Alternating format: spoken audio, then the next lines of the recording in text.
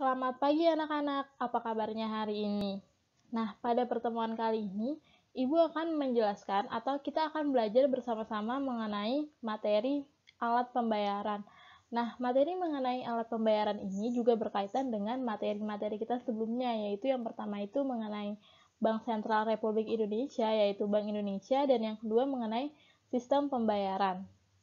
Nah, langsung saja kita ke pembahasan mengenai alat pembayaran. Alat pembayaran. Apa sih alat pembayaran itu? Alat pembayaran itu merupakan media yang digunakan dalam pembayaran atau media yang digunakan dalam proses transaksi untuk melakukan kegiatan ekonomi. Nah, di sini alat pembayaran itu dibagi menjadi dua, alat pembayaran tunai dan alat pembayaran non-tunai. Nah, untuk lebih jelasnya akan dibahas pada slide berikutnya. Nah, sebelum kita mengetahui lebih lanjut mengenai jenis-jenis dari alat pembayaran itu sendiri, kita juga perlu mengetahui mengenai perubahan atau evolusi alat pembayaran dari zaman dahulu hingga sekarang ini. Nah, evolusi yang pertama itu, awal mula alat pembayaran itu dikenal dengan sistem barter, yaitu menggunakan barang yang ditukar dengan barang lainnya. Nah, yang kedua itu alat pembayaran tunai atau cash based, dan yang ketiga alat pembayaran non-tunai atau non-cash berbasis kertas, seperti cek, bilet giro, dan lainnya. Lalu yang terakhir itu alat pembayaran paperless seperti transfer dana elektronik, dan alat pembayaran menggunakan kartu seperti kartu debit dan kartu kredit. Nah, yang akan kita bahas pertama yaitu alat pembayaran tunai. Nah, di sini alat pembayaran yang selanjutnya akan dibahas yaitu alat pembayaran tunai berupa uang. Nah, selanjutnya di sini kita akan mengetahui terlebih dahulu mengenai sejarah singkat uang itu sendiri. Nah, uang itu awal mulanya itu menggunakan sistem barter. Nah, di sini kita ketahui sistem barter itu satu orang menukarkan barang yang ia punya kepada orang lainnya untuk mendapatkan barang yang diinginkan. Lalu yang kedua itu ada uang barang, yang ketiga ada uang logam, dan yang terakhir ada uang kertas.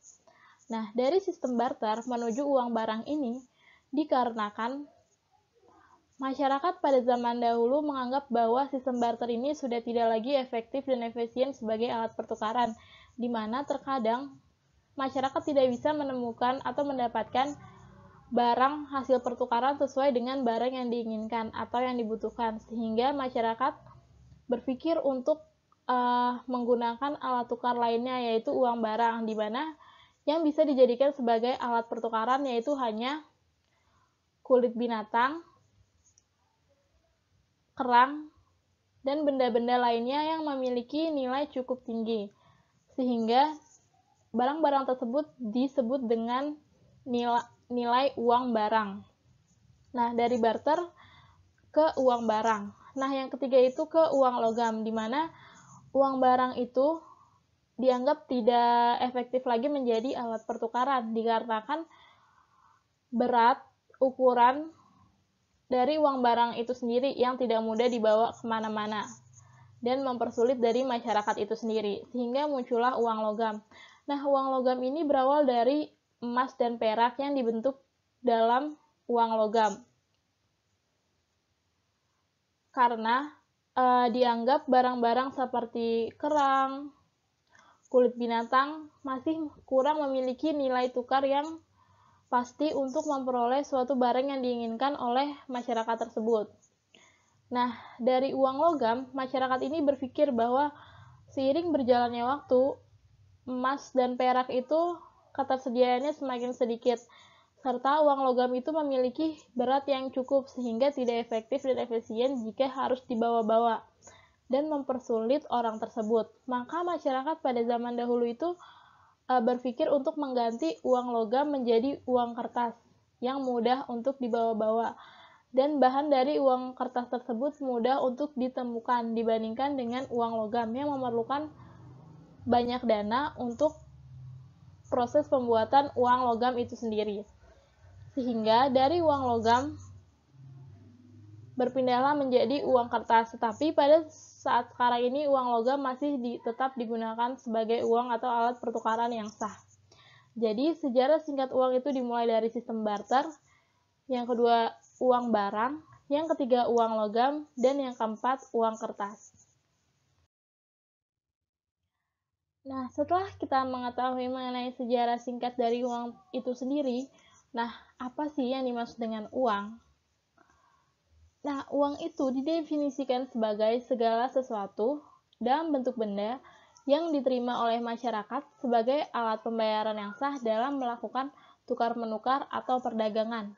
Nah, di sini uang itu dijadikan sebagai alat tukar-menukar yang sah dalam segala bentuk transaksi atau kegiatan ekonomi.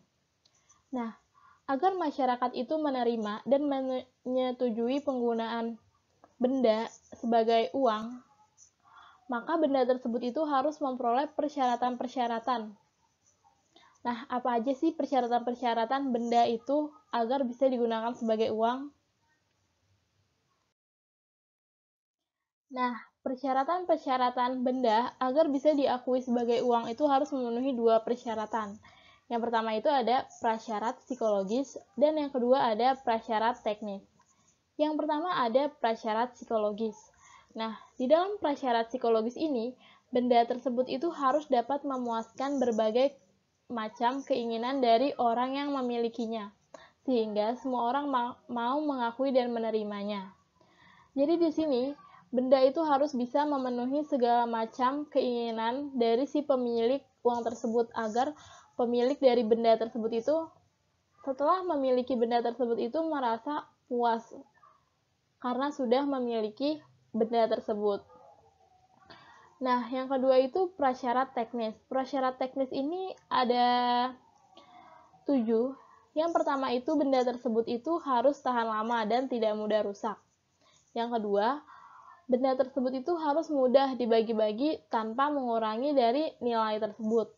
Yang ketiga, benda tersebut itu harus mudah disimpan dan dibawa kemana-mana agar efisien. Nah, yang keempat, nilainya itu relatif stabil, sehingga benda tersebut itu tidak boleh berubah-ubah nilainya dalam jangka waktu yang pendek. Lalu yang kelima itu, jumlahnya itu tidak berlebihan. Jadi benda tersebut itu memiliki jumlah yang pasti dan tetap, sehingga jumlah tersebut itu tidak berlebihan. Lalu yang keenam itu terdiri atas berbagai nilai nominal, sehingga tidak hanya satu benda saja yang memiliki satu nilai, tetapi beberapa benda memiliki nilai nominal. Lalu yang ketujuh itu harganya itu tetap dalam jangka waktu yang panjang. Jadi benda tersebut itu harus memiliki harga yang tetap dalam jangka waktu yang panjang, seperti harganya itu tidak berubah-ubah. Seperti itu. Nah, setelah kita mengetahui syarat-syarat suatu benda agar bisa dikatakan sebagai uang, seperti yang sudah dijelaskan di slide sebelumnya, jadi suatu benda itu dapat dikatakan sebagai uang atau dapat disahkan menjadi uang itu jika memenuhi dua prasyarat. Nah, selanjutnya, setelah kita mengetahui prasyarat-prasyarat tersebut, kita akan mengetahui dari fungsi uang itu sendiri. Fungsi uang itu sendiri itu terbagi menjadi dua, yaitu ada fungsi asli dari uang tersebut dan fungsi turunan dari uang tersebut. Yang pertama adalah fungsi asli uang. Nah, fungsi asli uang itu sendiri dibagi lagi menjadi dua, yaitu uang sebagai alat tukar dan uang sebagai satuan hitung. Nah, di sini uang sebagai alat tukar itu biasa juga disebut sebagai medium of exchange. Nah, uang ini digunakan sebagai alat tukar untuk mempermudah proses pertukaran. Nah, uang ini dapat berfungsi dengan baik itu jika adanya kepercayaan dari masyarakat itu sendiri. Seperti contohnya gambar dalam slide itu seorang anak kecil membayar kepada kasirnya menggunakan uang untuk memperoleh barang yang dia inginkan.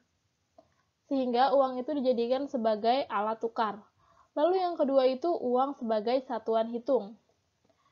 Nah, di mana uang sebagai satuan hitung itu untuk menentukan harga suatu barang yang diperlukan satuan hitungnya. Nah, dengan adanya uang, seseorang itu bisa mengetahui dan dapat melakukan perbandingan harga satu dengan harga yang lainnya.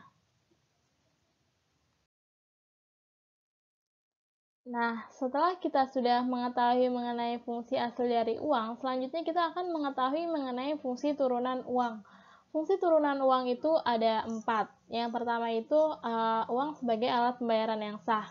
Yang kedua, uang sebagai alat penyimpanan kekayaan dan pemindahan kekayaan. Yang ketiga, uang sebagai alat pendorong kegiatan ekonomi. Dan yang keempat, uang sebagai standar pencicilan utang. Nah, yang pertama itu uang sebagai alat pembayaran yang sah.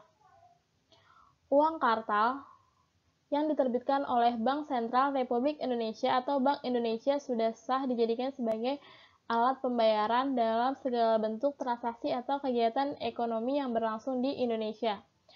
Nah, contohnya saja pada saat kita menaiki kendaraan umum atau angkutan umum, kita akan membayar menggunakan uang, khususnya yaitu uang kartal. Atau kita berbelanja di pasar, kita akan membayar menggunakan uang. Seperti itu. Lalu yang kedua itu uang sebagai alat penyimpanan kekayaan dan pemindahan kekayaan. Misalnya saja nih di sini Rafael memiliki satu buah mobil. Nah, Rafael ini ingin membeli tanah juga. Lalu akhirnya Rafael ini menjual mobil yang ia punya untuk membeli tanah, sehingga uang hasil penjualan mobil tersebut ia gunakan untuk pembelian tanah. Nah, di sini kan bisa terlihat Rafael yang tadinya memiliki mobil menjadi tidak memiliki mobil tetapi memiliki sebidang tanah seperti itu. Jadi kekayaannya itu dapat dipindahkan oleh uang seperti itu. Nah, lalu yang ketiga itu uang sebagai alat pendorong kegiatan ekonomi. Nah, di sini semakin banyaknya uang yang beredar, maka produsen itu akan semakin banyak memproduksi barang-barang dari usahanya tersebut. Maka di sini dikatakan uang itu sebagai pendorong kegiatan ekonomi, karena semakin banyaknya uang yang didapat oleh produsen tersebut itu akan lebih banyak lagi memproduksi barang-barang tersebut.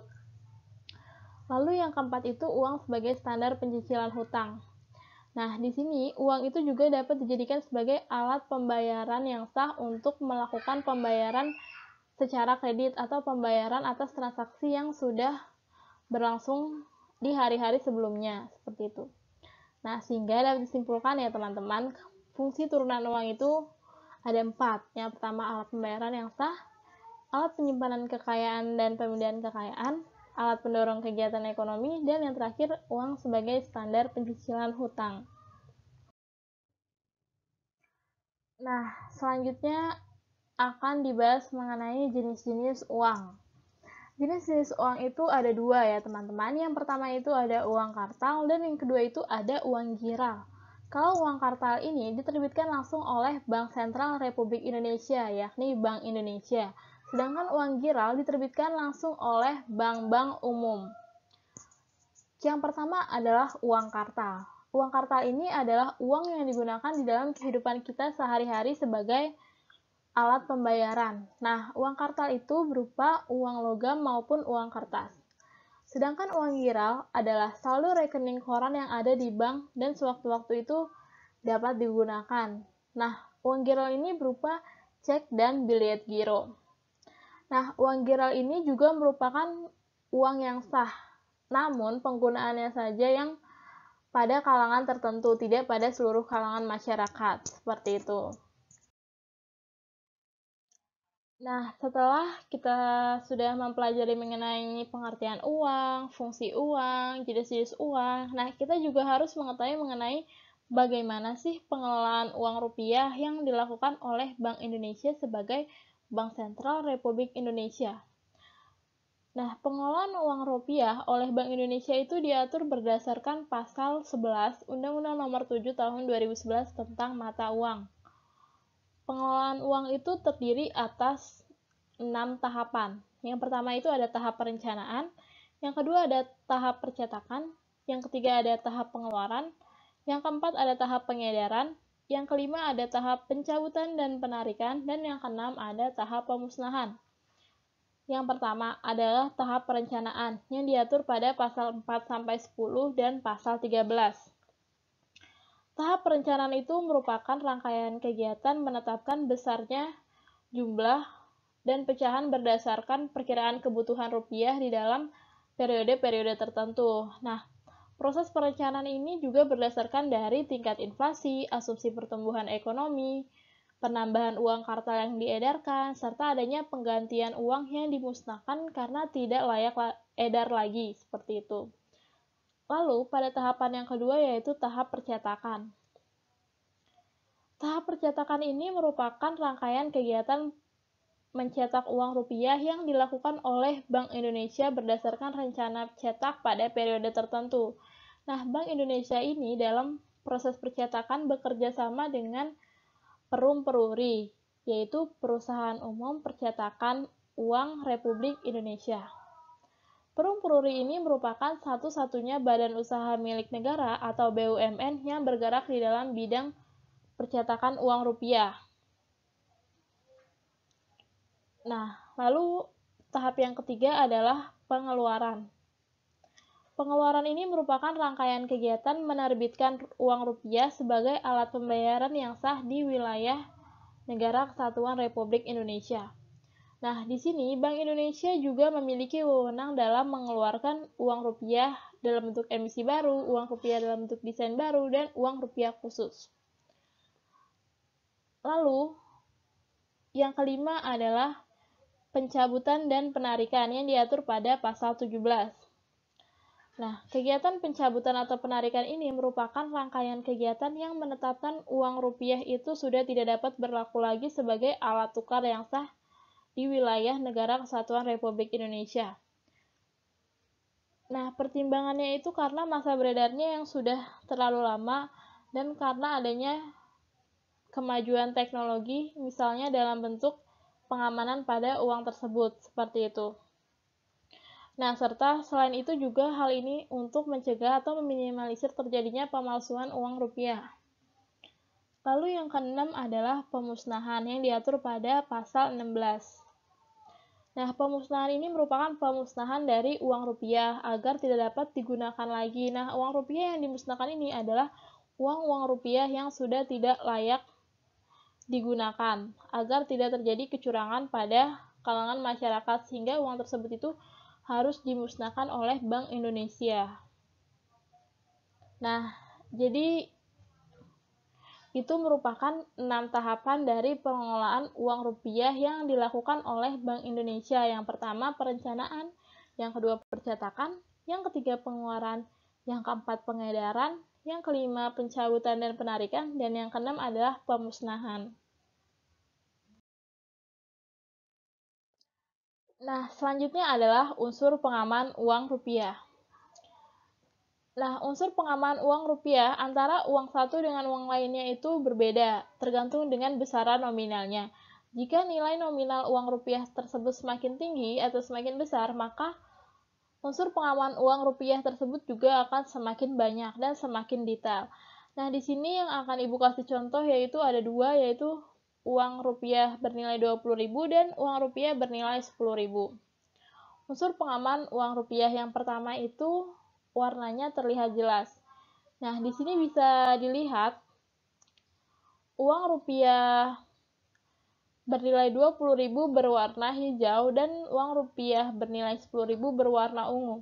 Nah, untuk unsur pengaman uang rupiah sendiri ini, untuk lebih jelasnya teman-teman bisa mengambil uang teman-teman masing-masing atau uang anak-anak masing-masing dan memperhatikannya secara satu persatu mengikuti unsur pengaman uang rupiah yang terdapat pada slide ini.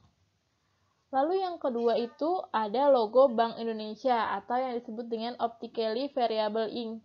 Nah, logo Bank Indonesia ini terdapat pada seluruh nominal uang. Di sini yang terdapat pada uang 20.000 itu yaitu logo Bank Indonesia yang dilingkari merah. Lalu yang ketiga itu ada benang pengaman atau security thread. Nah, benang pengaman di sini itu bisa dilihat di uang 10.000 yang dilingkari lingkaran hijau. Lalu yang keempat itu ada gambar tersembunyi atau latent image. Nah, gambar tersembunyi ini bisa dilihat oleh gambar yang dilingkari oleh lingkaran kuning, yaitu di uang yang bernilai 10.000. Nah, gambar ini dapat terlihat dari sudut pandang tertentu saja ya anak-anak. Lalu yang kelima itu ada cetak Intaligo. Nah, cetak Intaligo di sini itu yang dilingkari oleh lingkaran biru. Yang dilingkari oleh lingkaran biru yang terdapat pada uang yang bernilai 20.000 yang di atas. Dimana hasil cetak berbentuk relief ini atau cetak Intaligo itu yaitu hasil cetak yang berbentuk relief yang terasa kasar bila diraba. Nah, cetak Intaligo itu terdapat pada angka nominal, huruf terbilang, tulisan Bank Indonesia, gambar utama, dan lambang negara burung Garuda. Nah, tetapi di sini yang Ibu lingkari itu yang digambar ya, anak-anak. Ini gambar utamanya. Nah, di sini anak-anak juga bisa mencoba dengan meraba uang anak-anak masing-masing pada bagian angka nominal, huruf terbilang, tulisan bank, dan gambar utama. Itu apakah ada cetak Intaligonya atau tidak. Lalu yang keenam ini ada tanda air. Nah, tanda air ini bisa dilihat di uang yang bernilai 10.000. Itu yang dilingkari biru itu tanda air, yaitu gambar tertentu pada bahan uang kertas yang akan terlihat bila diterawang ke arah cahaya. Seperti itu. Lalu yang ketujuh itu yang terakhir itu di pojok kiri uang yang di uang 10.000 itu ada nomor seri. Nah, nomor seri ini antara uang satu dan uang lainnya itu berbeda. Itu yang menjadi pembeda antara uang satu dan uang lainnya itu tentunya memiliki nomor seri yang berbeda. Nah, ini merupakan beberapa unsur pengaman uang rupiah, tetapi masih banyak lagi unsur pengaman uang rupiah lainnya, karena semakin tinggi nilai uang rupiah tersebut, maka semakin banyak pula dan semakin detail pula unsur pengaman uang rupiah. Nah, pembahasan kita yang tadi itu mengenai alat pembayaran tunai. Selanjutnya kita akan membahas pembahasan yang kedua, yaitu mengenai alat pembayaran non-tunai. Nah, jadi ini merupakan gambaran mengenai struktur atau gambaran secara umum mengenai alat pembayaran, agar di sini anak-anak bisa melihat alat pembayaran itu dibagi menjadi dua, yang tadi sudah dijelaskan, tunai dan non-tunai. Yang tunai kita sudah bahas mengenai uang kertas dan uang logam. Nah, sekarang itu kita akan membahas mengenai alat pembayaran yang non-tunai. Alat pembayaran non-tunai itu dibagi menjadi dua di sini, yaitu paper based dan electronic based. Yang paper based itu berupa cek, bilet giro, dan nota debit. Dan yang electronic based itu berupa kartu ATM atau debit, kartu kredit, dan uang elektronik. Nah, setelah kita melihat gambar sebelumnya, yang menjadi fokus kita pada kali ini yaitu mengenai alat pembayaran non-tunai yang tadi sudah digambarkan dan dilingkari atau diberi tanda garis kuning seperti itu ya anak-anak. Selanjutnya alat pembayaran tunai. Nah, alat pembayaran tunai ini dibagi menjadi dua, yaitu alat pembayaran tunai berbasis kertas atau yang biasa disebut dengan paper based, dan alat pembayaran tunai berbasis elektronik yang disebut dengan electronic based. Nah, paper based itu terdiri dari 3 macam, yaitu cek, bilet giro, dan nota debit. Sedangkan electronic based itu terdiri dari 3 macam juga, yaitu kartu ATM atau kartu debit, kartu kredit, dan uang elektronik. Nah, yang pertama itu adalah cek. Cek itu merupakan salah satu bentuk dari alat pembayaran non-tunai berupa paper based. Jadi, cek itu merupakan suatu perintah kepada bank untuk membayarkan sejumlah dana. Nah, cek yang beredar di masyarakat ini dikenal itu ada 3 macam. Yang pertama itu adalah cek atas unjuk, yang kedua cek atas nama, dan yang ketiga cek silang. Nah, alat pembayaran non-tunai yang berupa paper base yang kedua adalah biliet giro. Nah, biliet giro ini adalah suatu surat perjanjian nasabah bank untuk memindahkan sejumlah dananya dari rekeningnya kepada rekening nasabah lain yang sudah ditunjuk.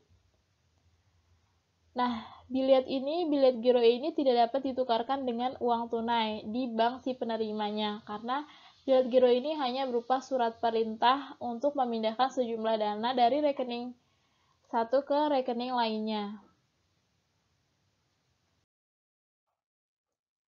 Alat pembayaran non-tunai berupa paper base yang ketiga yaitu nota debit.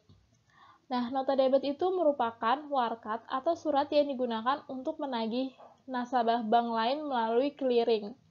Nah, nota debit ini digunakan untuk keperluan transaksi antar kantor. Baik nota debit dengan surat maupun nota debit dengan telegram.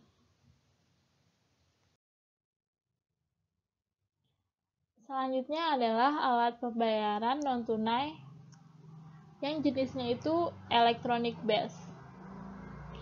Yang pertama adalah kartu ATM atau kartu debit. Kartu debit atau kartu debit. Nah, kartu ATM ini adalah alat pembayaran menggunakan kartu yang dapat digunakan untuk melakukan berbagai macam transaksi. Nah, transaksinya itu diantaranya ada tarik tunai, cek saldo, dan transfer dana. Nah, sumber dananya itu berasal dari simpanan dan akan berkurang secara langsung pada saat transaksi. Nah, seringkali kita bingung antara kartu ATM atau kartu debit. Nah, pada dasarnya, kartu ATM itu adalah kartu debit, dan kartu debit itu adalah kartu ATM.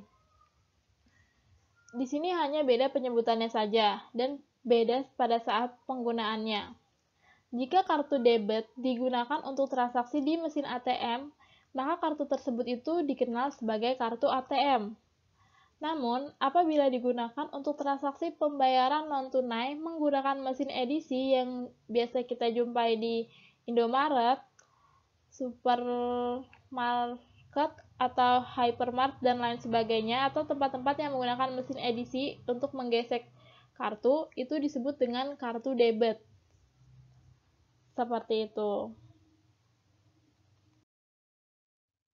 Yang kedua adalah kartu kredit.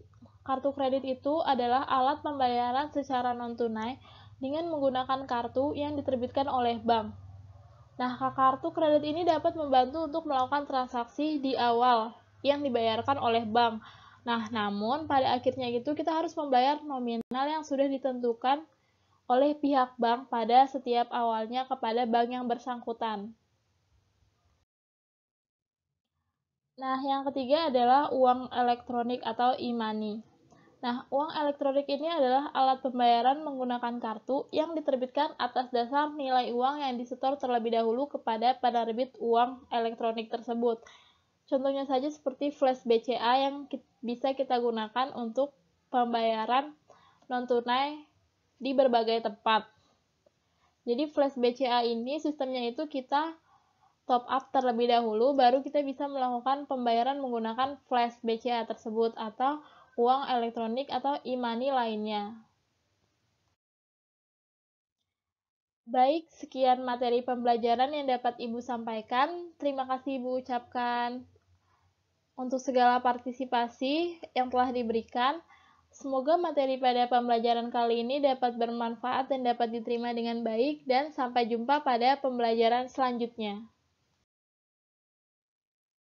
Nah, jika masih ada yang kurang jelas dan ingin ditanyakan, silakan langsung menghubungi Ibu melalui email atau Instagram Ibu sesuai yang tertera pada slide tersebut.